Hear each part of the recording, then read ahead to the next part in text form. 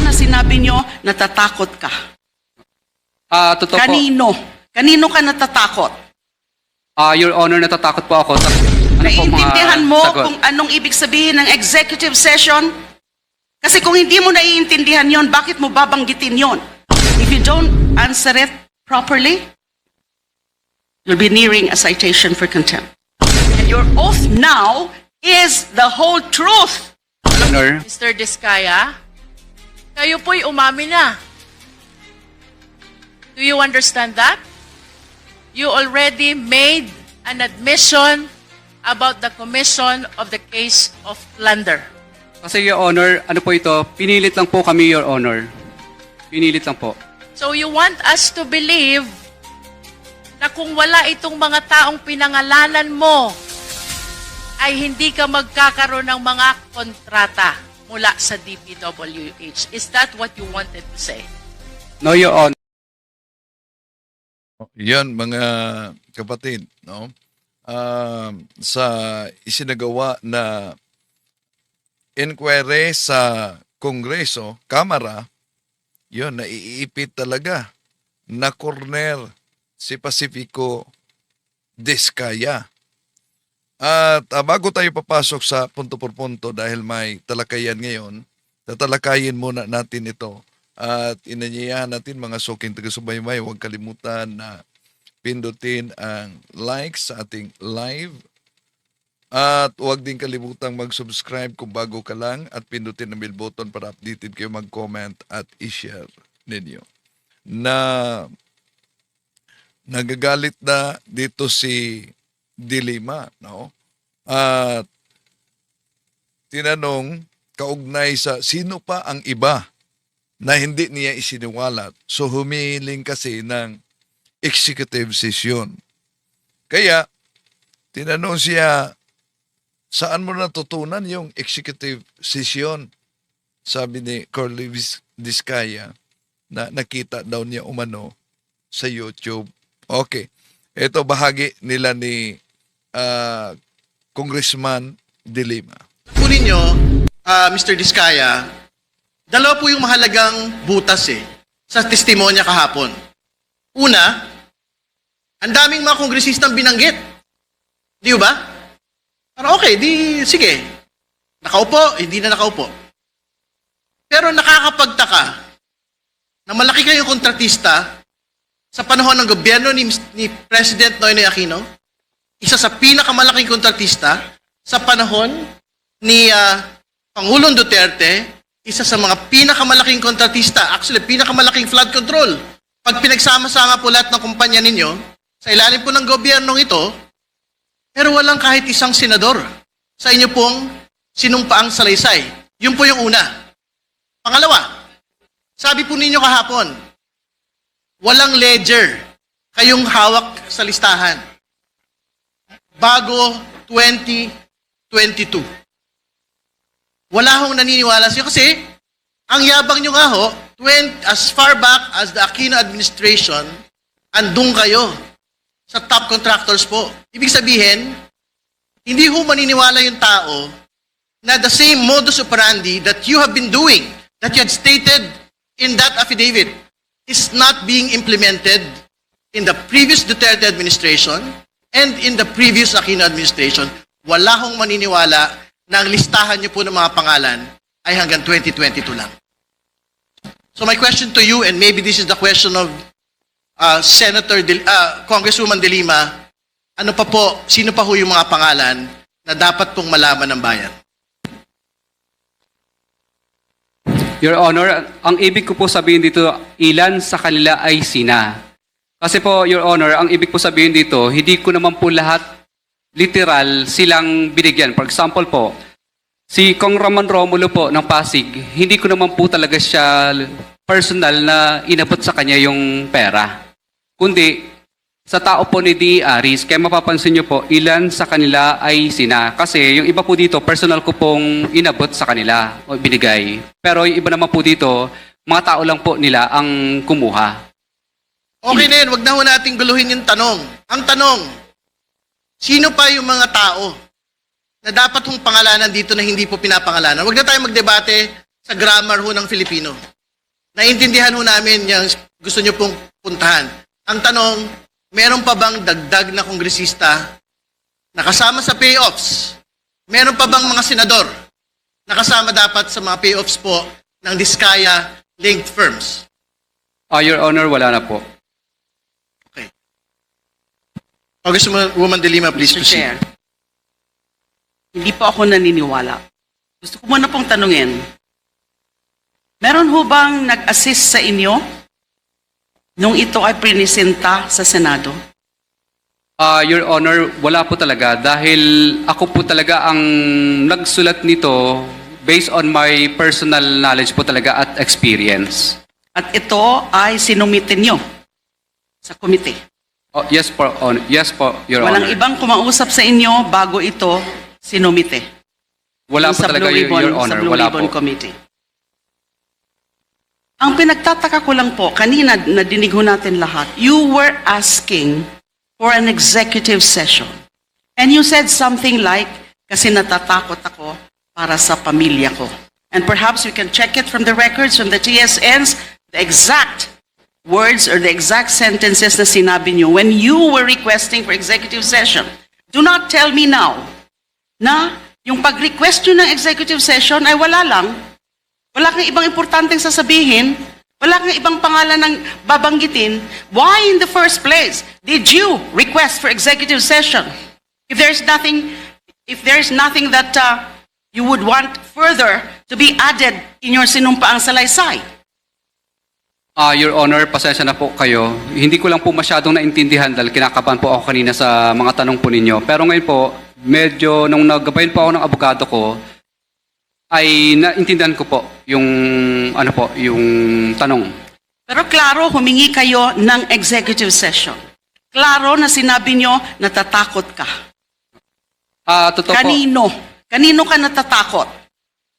Your Honor, natatakot po ako sa kaligtasan po ng pamilya namin dito po sa mga taong napangalanan po namin. So, bakit kailangan mo ng executive? Bakit kailangan pang humingi ng executive session na naunang sinisiwalat niya siya sa publiko yon? Oh. So, ibig sabihin, meron pang iba na kinatatakutan niya. Kaya, doon sa executive session niya sasabihin. Executive session na ng pangalanan mo na dito. Kung wala ka pang ibang idadagdag na importante at lalo na mga pangalan.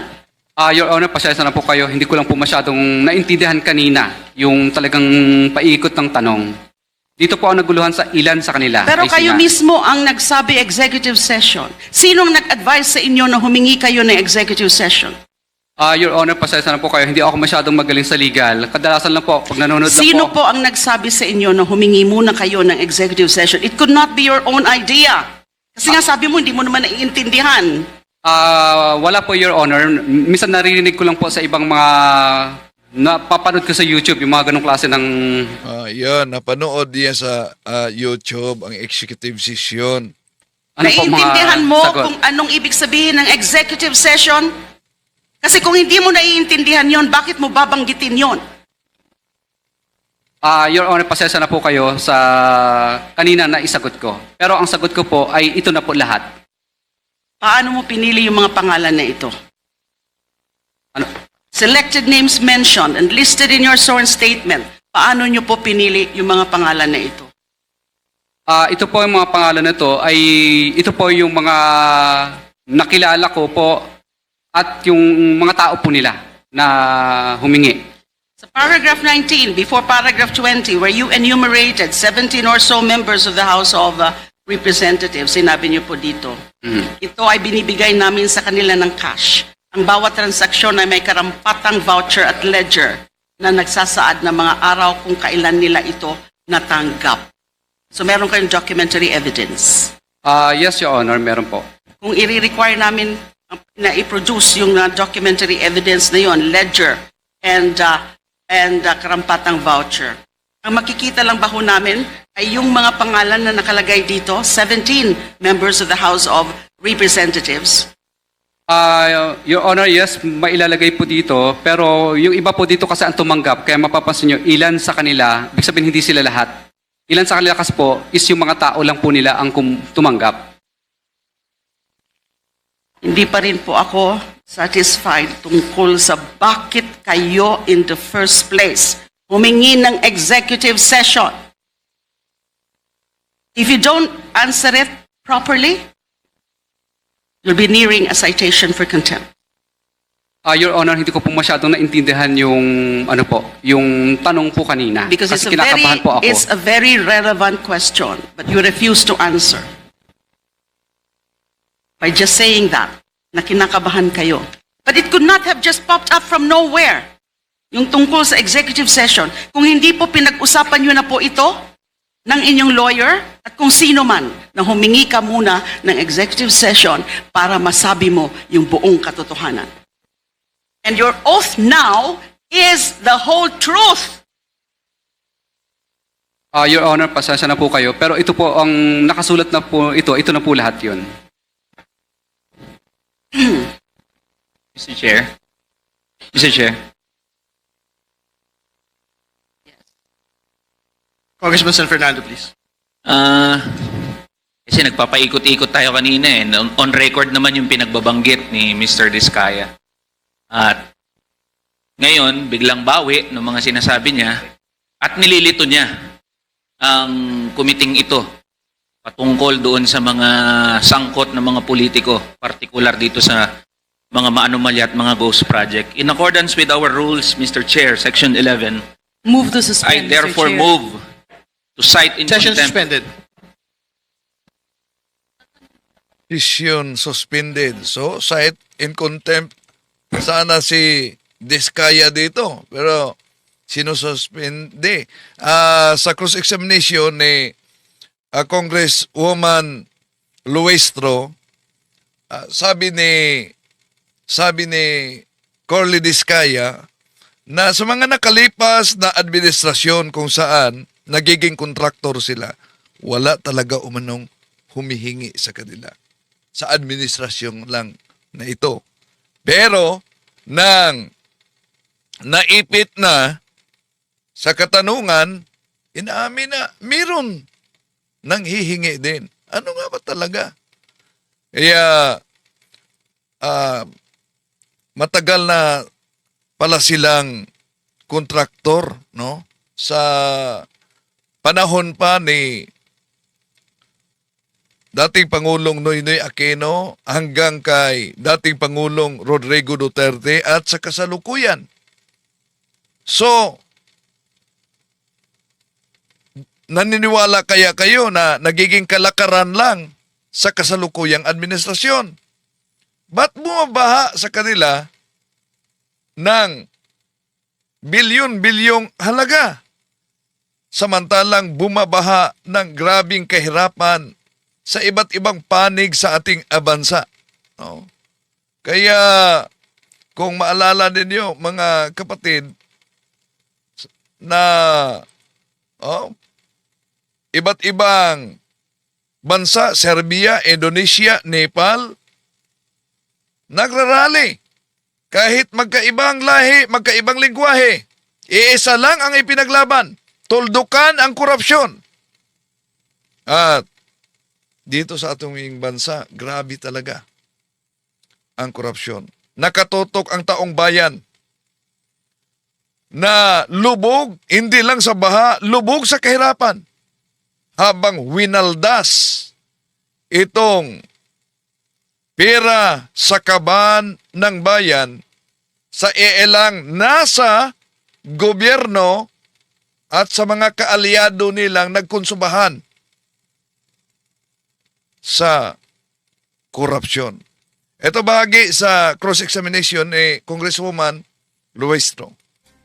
Mr. Chair, may I confirm if Mr. Diskaya is still attesting to the truthfulness of the contents of his affidavit dated September 6, 2025, which he presented in the Senate and where he identified lawmakers and DPWH officials allegedly involved in the anomaly in flood control projects. Mr. Diskaya, ito po ba'y pinatotohanan nyo pa? Yes po, Your Honor. Yung nakasulat po dito lahat. your narration of facts in your affidavit involves billions of pesos.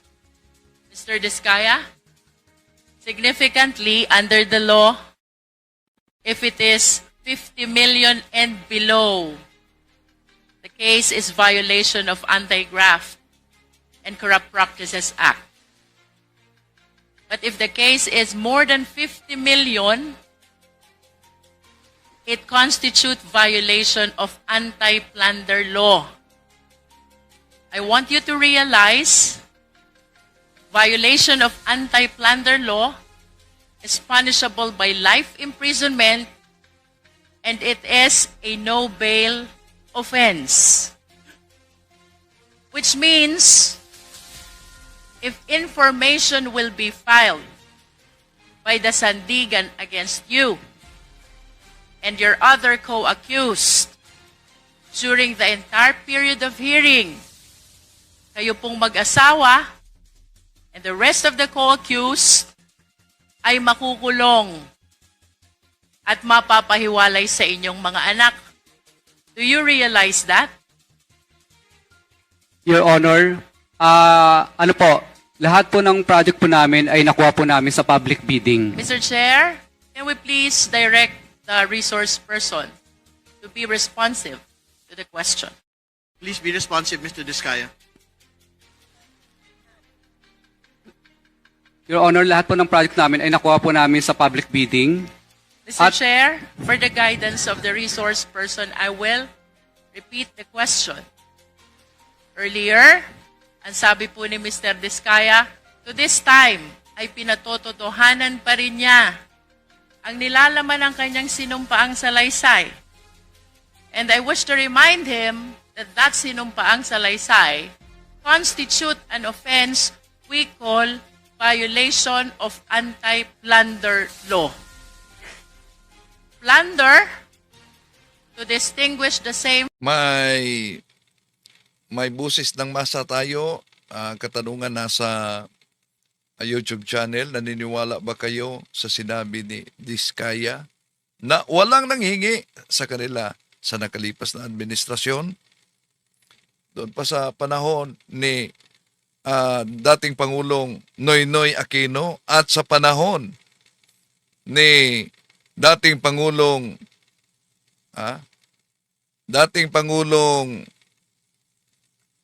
Tatay Digong ninyo. So maniniwala ba kayo? At kung maalala, nagkomento si Vice President Sara Duterte na ayon sa kanya, Kung seryoso lang talaga ang presidente, tapos na yan, isang araw lang, matuturo niya lahat ng may kagagawan ng korupsyon sa budget. Kung seryoso lang talaga ang presidente, tapos na yan sa isang araw lang. Matuturo niya lahat na may kagagawa ng corruption sa budget. Pero well, as you can see, parang ang nanonood tayo ng sarsuela.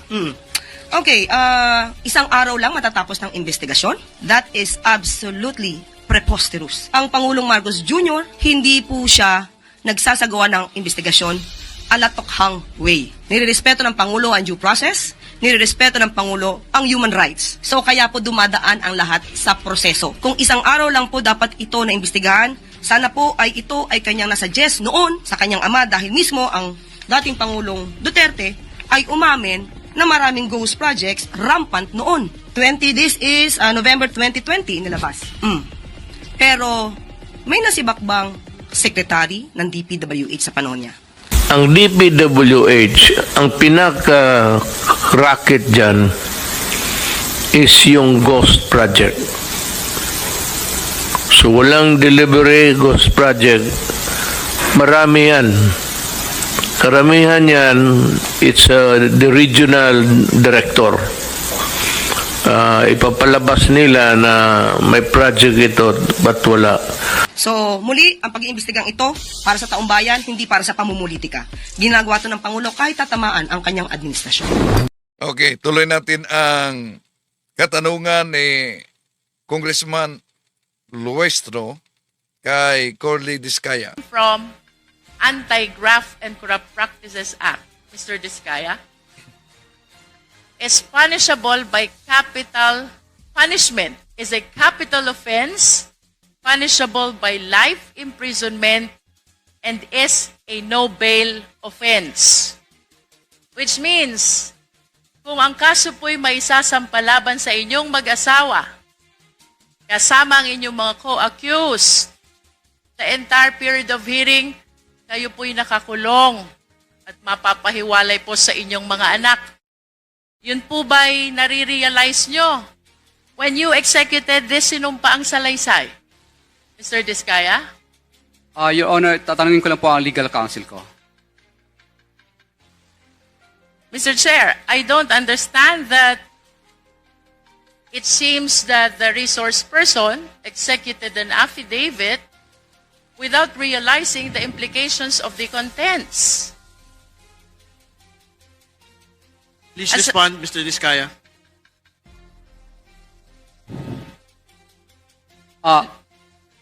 To simplify the question, Mr. Diskaya, nauunawaan niyo po ba ang repercussion, ang epekto, ang implication, ang consequence ng salaysay na inyong isinagawa sa inyong buhay, pamilya? Yes, Your Honor. Do you understand as well that in this affidavit, Mr. Diskaya, kayo po'y umamin na? Do you understand that? You already made an admission about the commission of the case of plunder with your affidavit. No, Your Honor. But you were the one narrating. Kasi, Your Honor, ano po ito? Pinilit lang po kami, Your Honor. Pinilit lang po.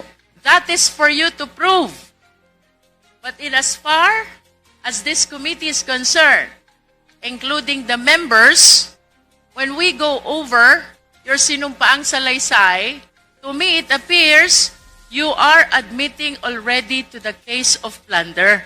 And the worst thing, Mr. Diskaya, among the lawmakers and the DPWH officials whom you identified, all of them denied.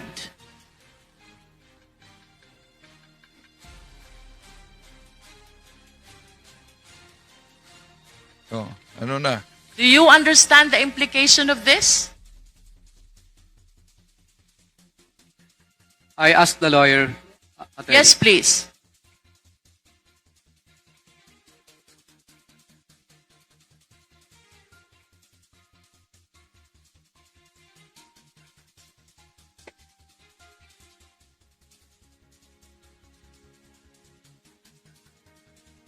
Okay. Nagpa-advise pa siya sa kanyang abogado. Your Honor, yes po. You understand. Okay. So, Sorry, before proceeding, Congresswoman Luistro, ano yung context ng sinabi niyong pinilit lang po kayo? Nandito po sa aking salaysay na ayaw po naming magbigay. Okay, alright. Naintindihan ko na. Kaya lang po. Hindi ko kayo pinilit isulat itong affidavit. Hindi po. Okay, alright. Thank you. okay, so, naiintindihan mo ang implication, consequences ng affidavit mo. Hindi ka ba natatakot makulong?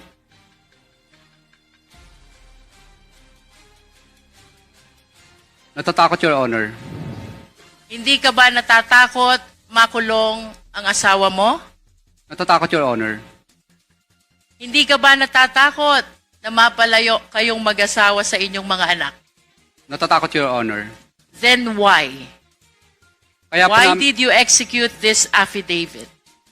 Your Honor, mas natatakot po kasi kami sa buhay namin ngayon dahil kinukuyog na po kami ng taong bayan. Kaya po, nag-execute po kami ng affidavit na ito dahil 120 million Pilipinos po ang parang gusto kaming patayin at kami na rin po ang pinag-uusapan sa mga misa ng simbahan. Opo, kaya po napilitan po ako, sa totoo lang po, napilitan lang po akong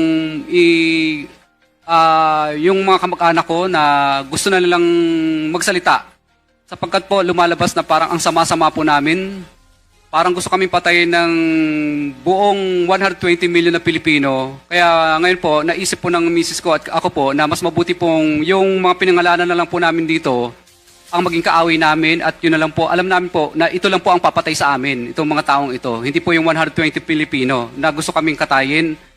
At yung nangyayari po sa amin dito ngayon ay parang nakakahiya. Para kaming magnanakaw, samantalang hindi naman po kami nagnakaw. Napilitan lang po kaming gawin ang bagay na ito sapagkat mutual terminate nila ang mga project namin. Hindi kami pinasisingil. Road ride of way ang nangyayari po. Kaya po kami po ay sinigaw na lang po namin ito kasi namili po kami mag-asawa.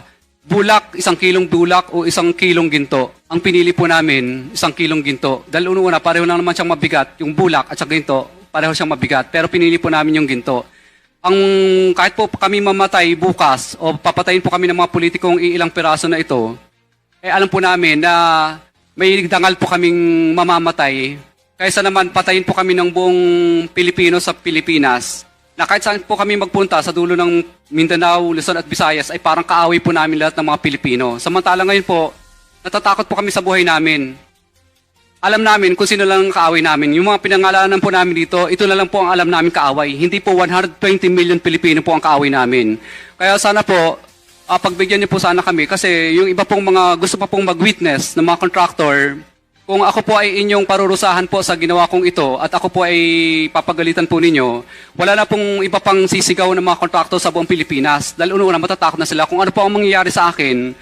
Kasi ang mangyayari po, parang nagbibigay po tayo ng hudyat sa iba't ibang pang mga contractor na, hoy, tingnan nyo, ang nangyayari kay Curly at saka kay Sarah, tutulad ba kayo dyan para mag-star witness? Hindi na sila sisigaw, parang nagbibigay po tayo ng anyaya sa lahat ng mga tao na ang maging star witness. Chair, if I may interrupt our resource person, I wish to believe that you are not yet a witness, much less a state witness. And that reminds me as well of paragraph 33 of your affidavit. Ang tanong, qualified ba sila na magiging star witness nito? Yeah? Who gave you the idea about state witness? Bali, ito po ay sinubukan po namin sapagkat kami po ang Please respond to the question, Mr. Diskaya. Tinanong ko rin po sa mga lawyers din po namin. What do you understand about becoming a state witness? Who decides for you to become a state witness? Presidente po at saka yung Senate po. I don't DOJ, think so, DOJ Mr. po. Diskaya. Becoming a state witness is a decision that comes from the court and not from you. Okay. So, yun lang ang